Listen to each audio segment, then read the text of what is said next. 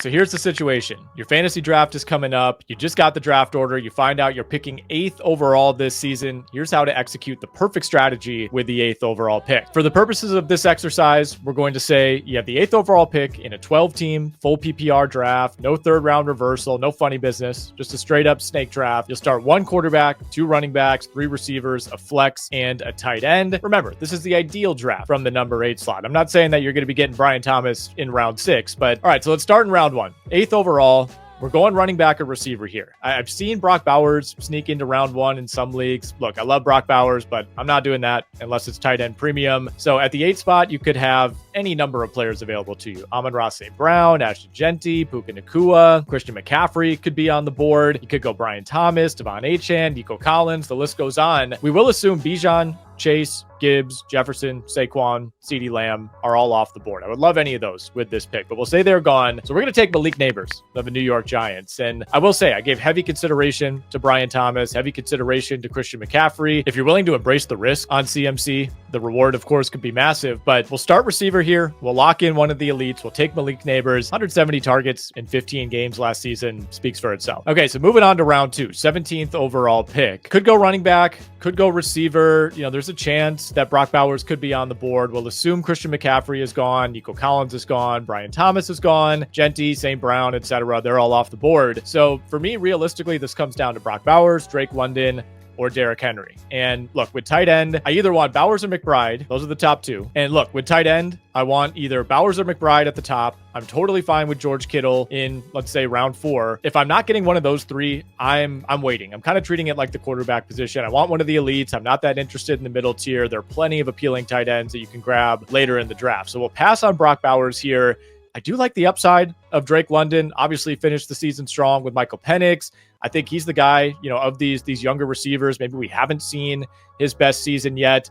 Starting receiver here, totally fine. I do it all the time, but we'll go with a little more balance for our purposes, and we'll take Derrick Henry. Look, I know he's not going to be available at 17 in plenty of leagues, but he's gone as late as 20 in multiple NFFC drafts over the last week. And remember, this is our ideal draft, picking out of that 8 slot. So we'll take Derrick Henry. I know he's going into his 30s. I know he's coming off of a near 2,000-yard season. The mileage is starting to add up, but look, it's Derrick Henry, and I want to lock in a bell cow in what should, again, be one of the best and highest scoring offenses in the NFL. So that brings us to round 3, 32nd overall pick, and we got a stud running back. We have our wide receiver 1 in Malik Neighbors. The board starting to open up a little bit. This is a tough one here. There's so many options in round 3. ADP, depending on where you look, is kind of all over the place, but I'm taking Rashee Rice with the 32nd overall pick. I've seen him go higher than this. I've seen him go much lower than this in plenty of drafts over the last few weeks, but he's going about pick 28 in the month of July at the NFFC. Still gone after pick 32 multiple times in the last week, so I don't think we're fudging this one too much. Jackson Smith and Jigba would be another option. Clear number 1 in Seattle. Does have a new quarterback, does have a new offensive coordinator. Don't love the offensive line in Seattle, so those are some drawbacks.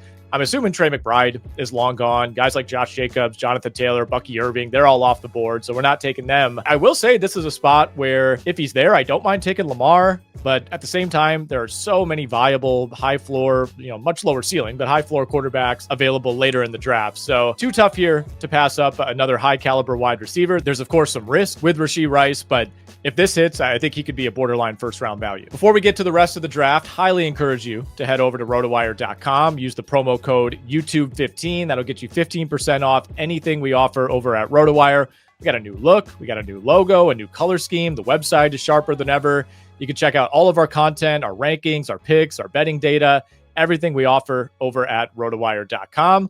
Encourage you to check out the RotoWire Fantasy Draft Kit app as well. You can get that wherever you download your apps. Use that code YouTube15, put it in at RotoWire.com. All right, got that business out of the way. We are on to round 4. We're taking a tight end. We mentioned it earlier. If I don't get Bowers, if I don't get McBride, I love when I can get George Kittle in the 4th round. Pretty reasonable acquisition cost to me in round 4 for a guy who did outpace both Bowers and McBride in per game PPR production last season. Yes, he's older. Yes, he's had injury issues. There's a reason he goes after those guys, but the Niners are going to need George Kittle this season. No Debo. Who knows what's going on with Brandon Ayuk? So I will happily take George Kittle here, though certainly tempting to grab another running back like a James Cook or an Amari Hampton. We move on to round 5, pick 56 overall. So we got 2 receivers, we got a running back, and we have our tight end. The board is wide open for us. This is the point where, you're loading up the queue. You got a long wait. You're praying that guys aren't drafted during that long wait, but we know deep down most of them will be. We're talking guys like DK Metcalf, Chuba Hubbard, Amari Hampton. Could go with another receiver here, but I want to lock up my second running back.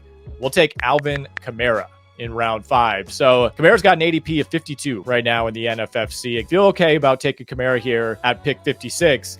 I'll be honest, I'm not even the biggest Alvin Kamara guy this season. A lot of that stems from the fact that New Orleans is, in my opinion, going to be a bad offense, but we know he's a PPR machine. This is a PPR draft. As long as he stays healthy, I'm taking him over guys like James Conner or Joe Mixon. So through 5 rounds, we have Malik Neighbors, Derrick Henry, Rashee Rice, George Kittle, Alvin Kamara, picking from the 8 slot. Now get to start to build out the rest of that lineup. We move into round 6, pick 65 overall.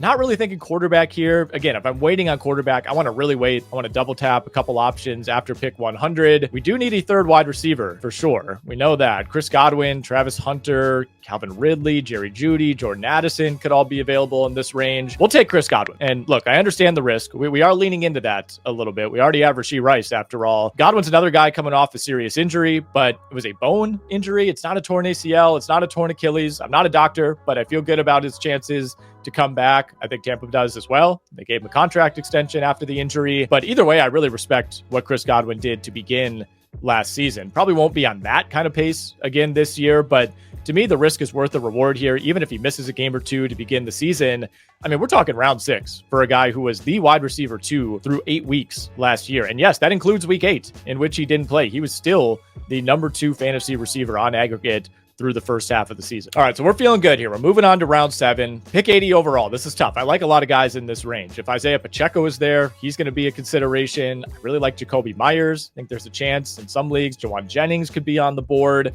Some ADP says he will. Some ADP says he won't. So we'll cross him off. But we're going to go receiver here. I think I can get another running back I like in round 8. I am tempted to go Josh Downs. I'm tempted to take a look at Ricky Pearsall.